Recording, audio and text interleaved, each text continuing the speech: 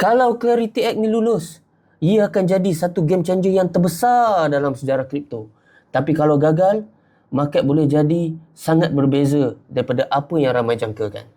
Jadi, apa itu Clarity Act? Nak mudah faham, Clarity Act ni cuba selesaikan satu persoalan yang paling besar dalam kripto. Sebelum ni, kripto berada dalam grey zone. Tak ada satu garis panduan yang betul-betul jelas tentang kripto ni. Nak mudah faham macam ni, dalam sistem kewangan Amerika, aset biasanya jatuh dalam dua kategori besar.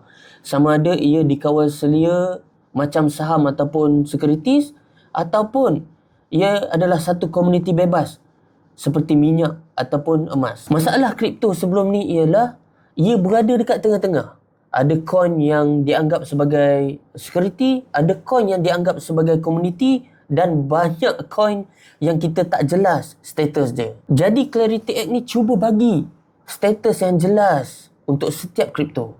Dan apa impact kepada market kalau Clarity Act ni diluluskan? Kita akan lihat impact besar dalam big kripto seperti Bitcoin, ETH, Ethereum, Solana ataupun XRP. Dan yang kedua, institutional money dan hedge fund akan invest dengan lebih besar dan akan bina portfolio structure tentang kripto ni dengan lebih serius. Dan kalau Clarity Act ni diluluskan, kita akan tengok ETF kripto akan berkembang dengan lebih luas. Dan sebab itu dalam market sekarang, all eyes tengah memerhatikan isu tentang Clarity Act ni sama ada diluluskan ataupun tidak.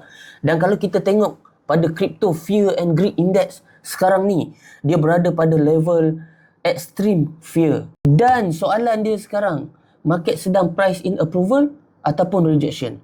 Jawapan kepada itu akan menentukan direction kripto yang seterusnya.